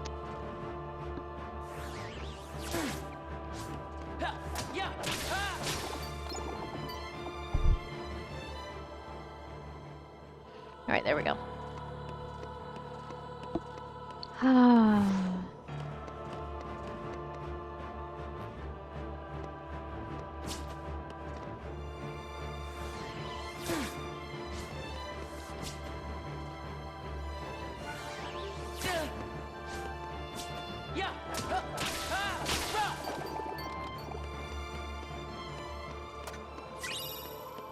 Whee! Another potion that I already have. Because when you pick up 99 potions, it doesn't do an overflow, it just stays at 99, so you just kind of like eliminate the potion. So when you use one, even if you picked one up, it doesn't stay at 99, it just drops down to 98. 99 is the max amount of potions. I'm gonna be using my potions a lot, by the way, at the beginning, just because I am a fragile being. I'm gonna, as soon as I can, I'm pretty sure I can already. Like, let me do a little check. Yeah, I can already do that. Basically, as soon as it's possible, I'm putting that shit in my items bar.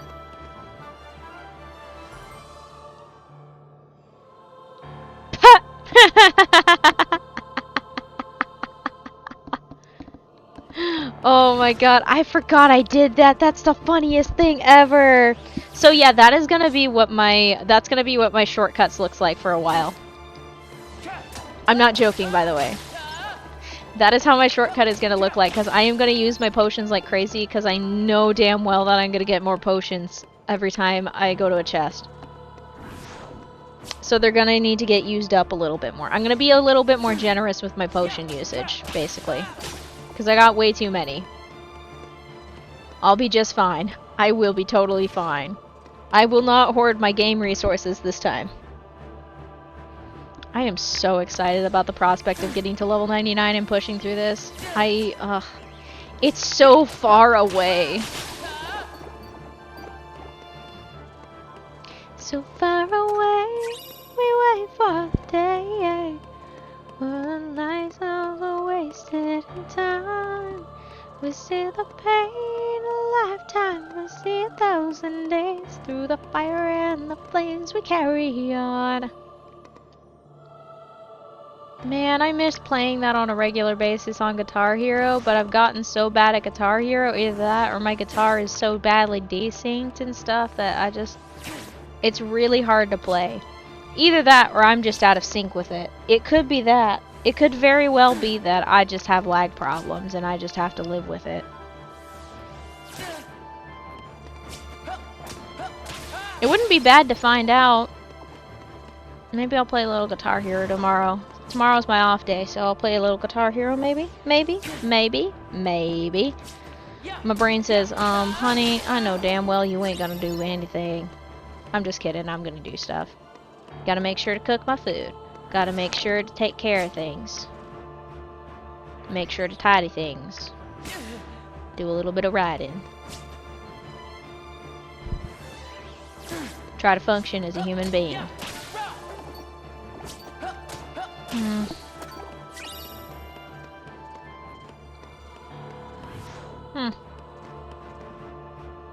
I don't know how well that work out. I just had a weird thought come to mind. I'm like, what if I just moved? East side. What if I just lived on the east side again? I didn't mind living back east. I love how it say back east. Did they say back west over back east, or did they just say west US or something like that? I'll need to ask somebody again at some point. But like, I had a grand old time living there when I did.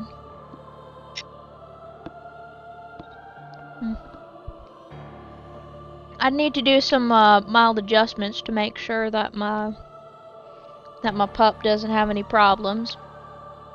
Don't want her getting sick from ticks. That would suck.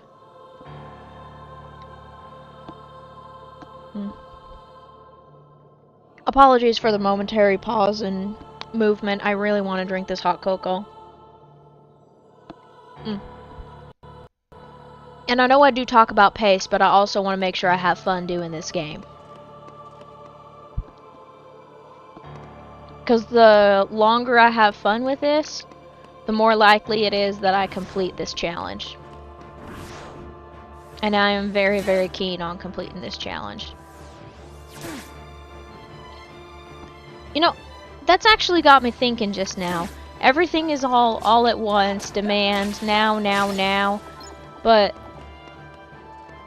I'm starting to notice, especially in recent months, I seem to enjoy things at like increments of a little bit at a time. Take the second season of Star Trek, for example. I was debating between checking out all 6 DVDs at once or checking out 3 at a time. I checked out all 6 at once, and I may have regretted it because that was just a lot. It looked overwhelming, and I was like, ooh, this is a lot. So I think I'm gonna space out when I do season 3. I don't know. We'll see. I'll find out what's available first and then go from there. How about that? That's what I'll do. I'll find out what's available first and then go. Alright, we hit the 4,000 XP threshold. Hell yeah!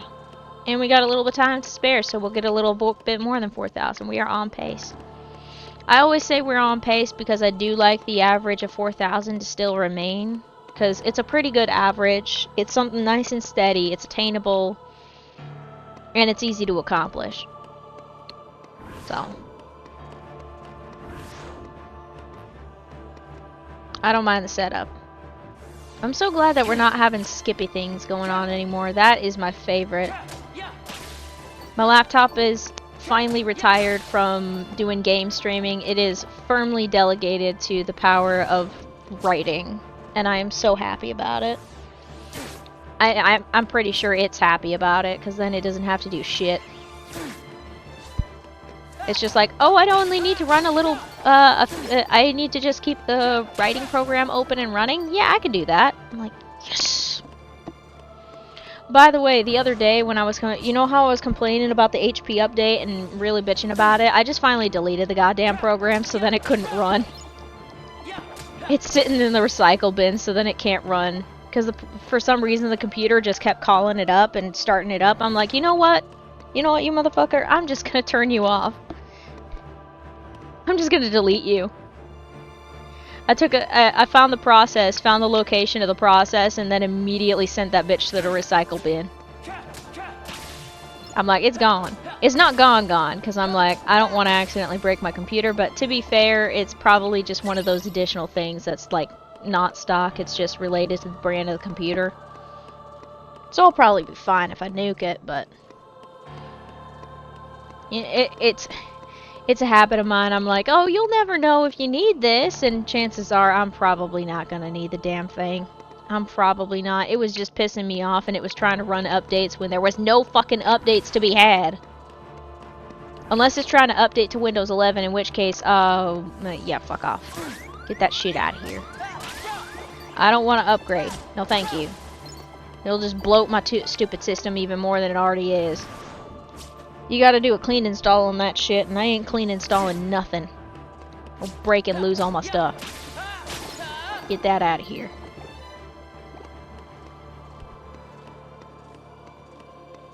Ow.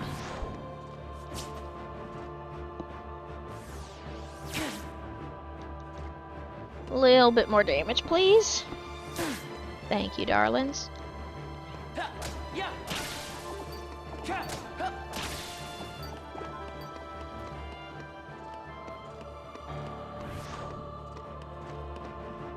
Let me do a little another sipperoo while I get whacked.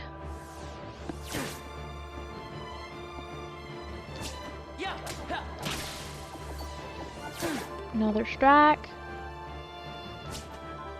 Let's do one more for good prosperity. And the final ones to get me in spot. Oh, man. Yep, I think I needed that hot cocoa. That feels real nice. I don't think it's helping my muscles stop tweaking, but it's making me feel better, so that's all that matters. Good golly. Alright.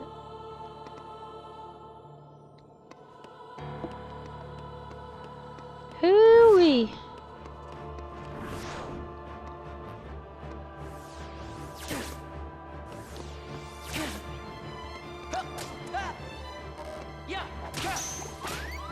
Oh, that's new.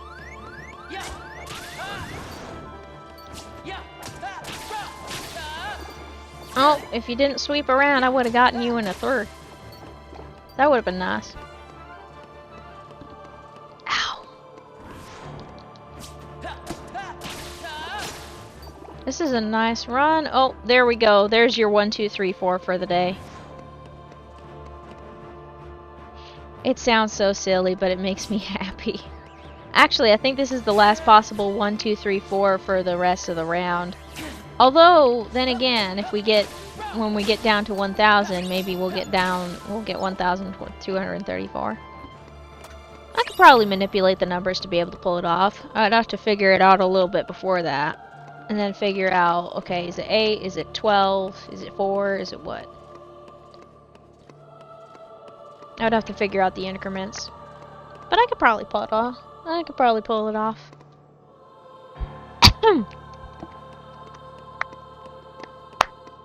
Blech. That felt really unpleasant, actually.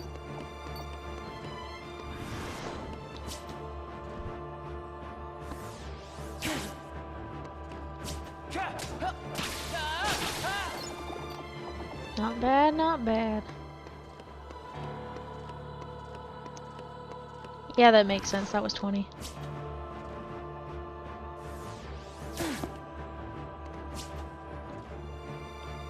Ooh, shit.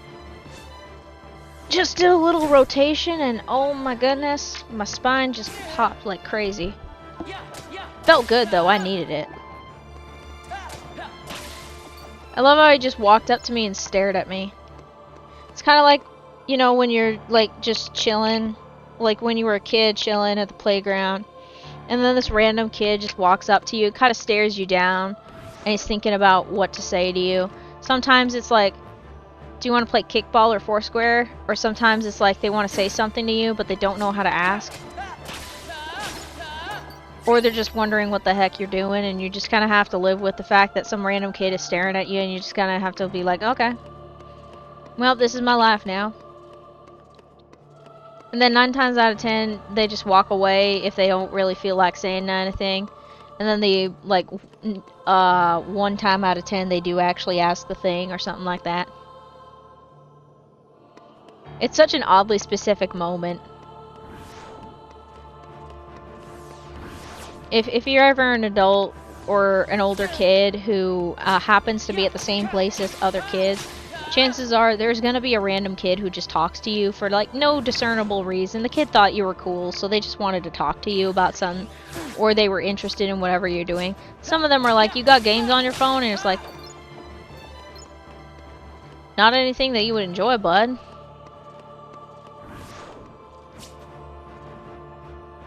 I don't think you'd enjoy the games on my phone.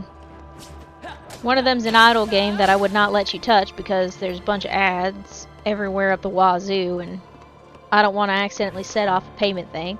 The other one is fine, kind of also an idle thing. Speaking of, I should probably start that bastard up. Nah, it'll be fine. And then the other one is a little story-based game where you have to press buttons and stuff. They probably do better at me with strategy, but I just have fun. In short, there's only like 3 games on my phone.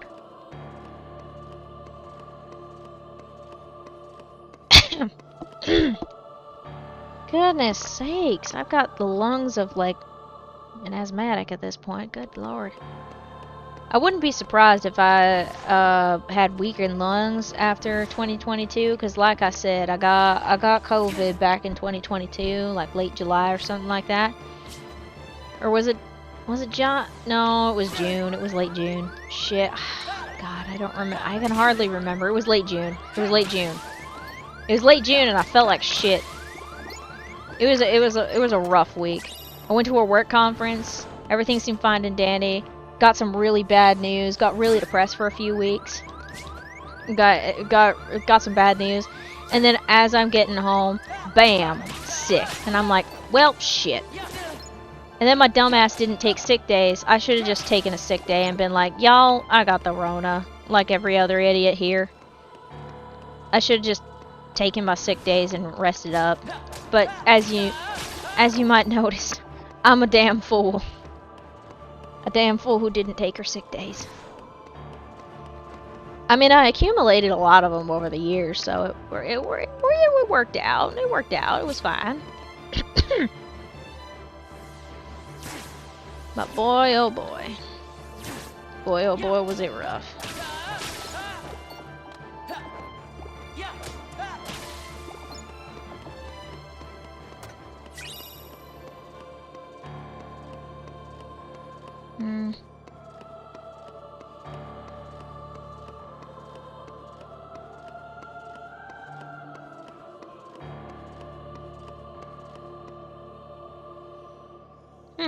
I just realized, for a bit, I didn't feel my headset on my head at all.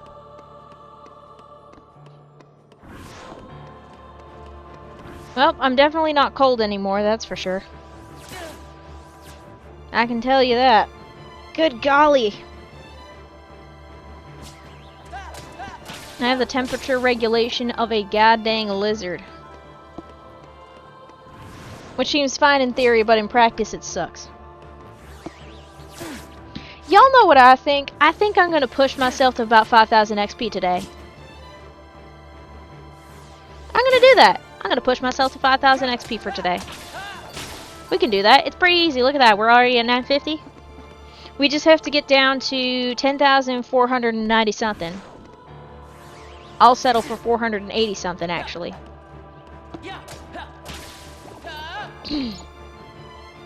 Let's at least get some goddamn damage here, though. Goodness sakes. Stop flipping away from me. We're at 934. Okay, so that's about 500 away. That's about 5, 6, or... God damn it! 6 or 7. Fucking 6, 7. It's haunting me, man. It's haunting me. You know what? I don't mind it haunting me though, because it's just basically the Vine. It's just basically 9 plus 10. For anyone unfamiliar with that, back when Vine was still a thing, that's sort of the predecessor, not necessarily a direct predecessor, that's Musical.ly, but one of the predecessors for TikTok in terms of short form content. There was only 6-second videos.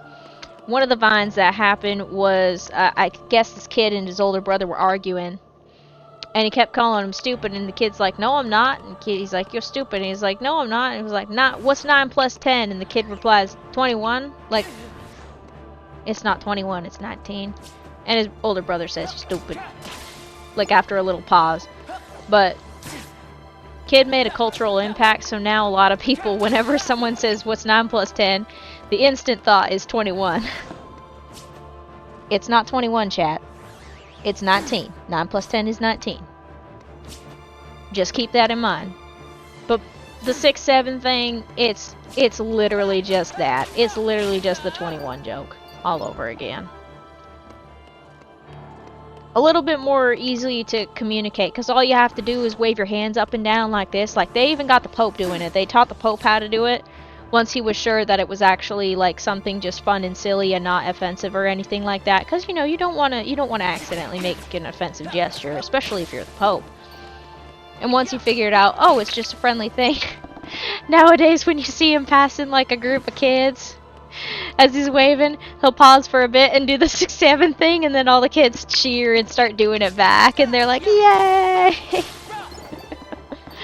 Oh, it's real delightful, honestly. It's such a delightful thing.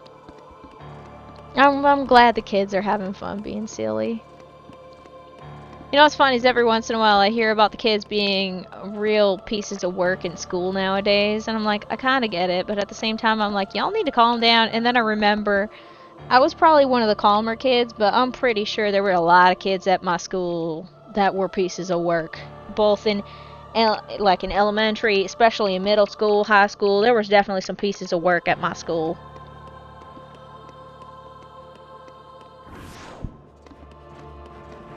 That's just kids in general. And a lot of them, it's just because of how they were raised. And like, I mean, some of them do have issues that stem from just existing, and it sucks. But some kids, it's just their parents kind of suck. And it really sucks for them to have to deal with that, you know? It's not like you chose your parents, although some folks might believe that you chose your parents, in which case, oh boy, who the hell told you to choose that parent, because they are not nice to you.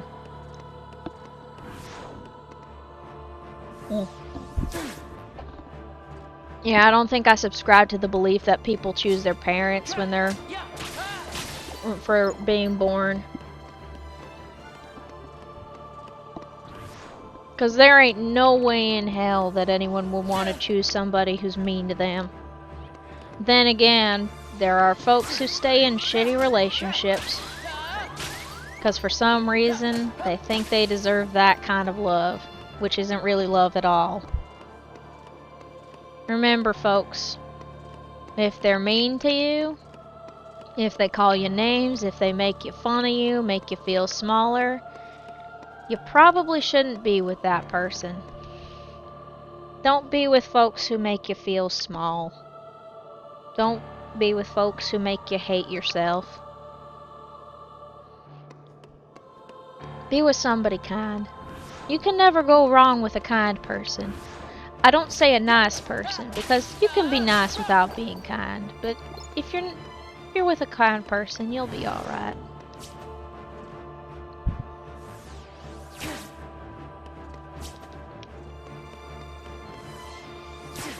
Also, if they talk about a lot of folks behind their back, including their friends, they're talking about you behind your back with their friends. Keep that in mind. If they're talking shit about their friends, they're also going to be talking shit about you. There is no exception.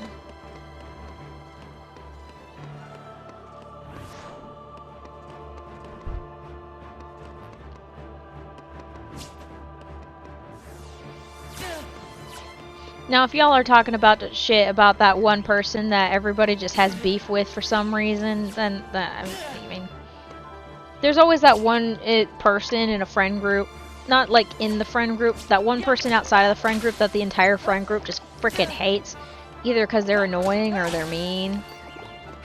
You gotta have a little bit of mercy for the annoying ones, because sometimes the annoying ones aren't even annoying on purpose. It's the ones that are intentionally annoying and just beef with you for no reason, and the whole group is just like, oh, this shit again. Like, I get it. I get it. It's fun to unite against a common enemy, I know. But it's also, I was gonna say it's more fun to be kind to somebody, but I can't say that. I cannot say that. Sometimes it's fun to complain about somebody that's real pissing you off.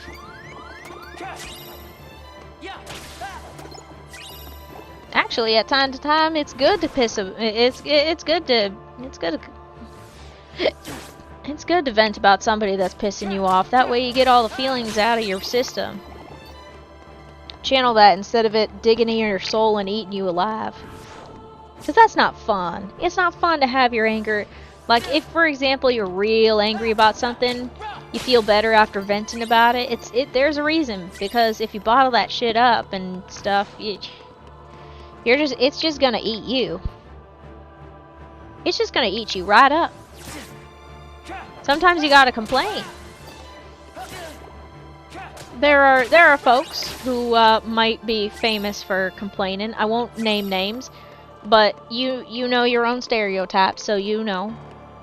It's completely unspecified, by the way, which means if the boot fits, don't worry about it. I, too, am a complainer, and I will not fault y'all for complaining.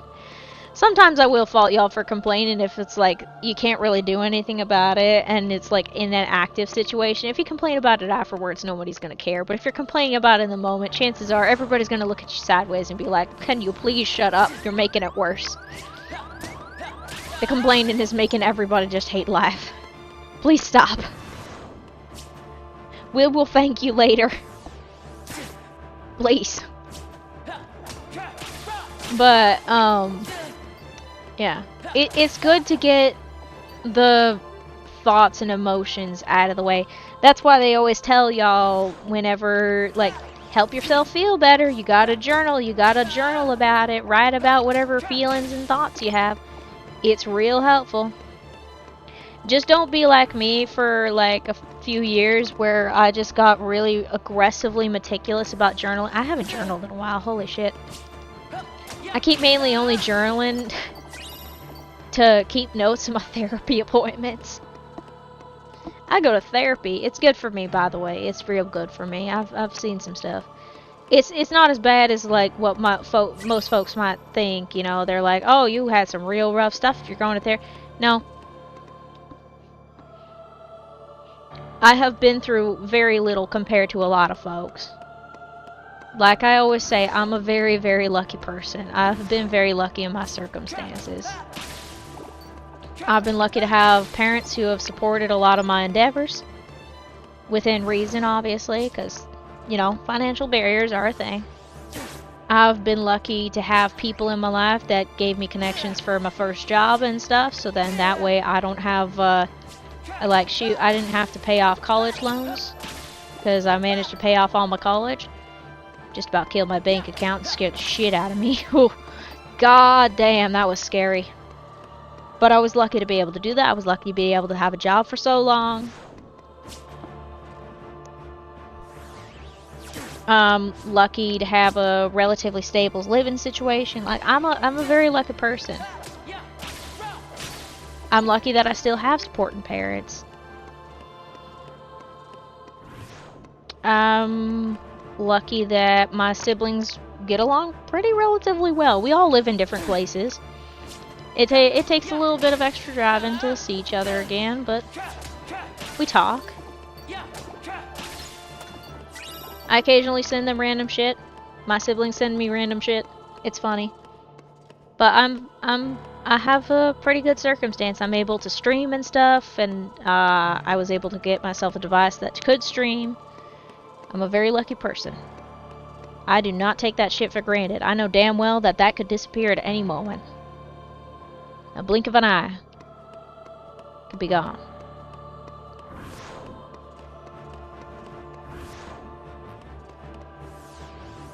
Very happy with what I have. Do I want more sometimes? Of course. Everybody wants more sometimes. It's not a bad thing to want more from time to time.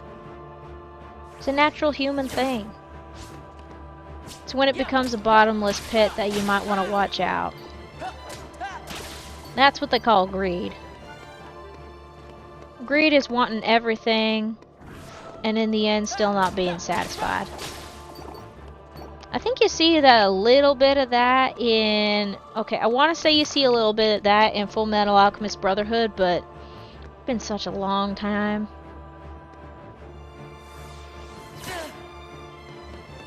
Want everything, but there's still a hole in there. Actually, no, yeah. Yeah, there's a little bit of that, but Greed has a little bit of a redemption arc. Spoiler, sorry. You'll see, if you watch it, it's real good. I'm trying to remember up to what point in the original Fullmetal Alchemist you ought to watch, so then you get the full context of a lot of other stuff and a lot of other adventures, and then you switch over to Brotherhood, but Brotherhood on its own is pretty damn good. It does assume that you watch the manga or watch the 2003 version, so the original version. So just keep that in mind. Just keep that in mind if you want to watch it. Where are we at anyway? Damn! Wait, where were we at? Oh, shit. 407,000. I didn't even realize we broke past the threshold of 400,000. I completely forgot. I completely spaced on that. Then again, I was pretty locked in last session, which probably pushed us over the threshold. And then this session, I've just been yapping away and completely forgot about that. That's great. That's perfect. Oh, this is even better. Hell yeah.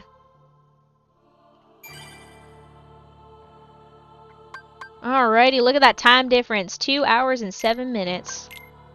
Beautiful. Obviously, the time discrepancy is going to be there because of the intro and me taking forever in a day to get actually into the game. Alrighty, you know what that means. That since we're saving, that is going to do it for the stream today. I hope y'all enjoyed, whether you are past, present, or future. If you want to continue following this journey and also Thursday's journey, we're going to be playing as Aqua.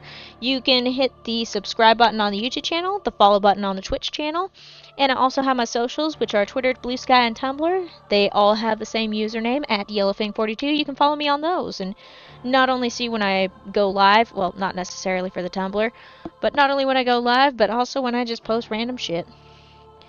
On Thursday, the plan is that we are going to continue the Aqua playthrough with the secret episode, and if we complete the secret episode before the 2-hour allotment time, I'm pretty damn sure that I'm going to do a switching games thing here, and we will switch on over to 0.2 and continue Aqua's journey from there, because you know what? Why the hell not? Why the hell not? Let's do that. Alrighty, I hope you have a good rest of the morning, afternoon, evening, and night. Here's your end stream screen card, and you have a fantastic time. Bye-bye.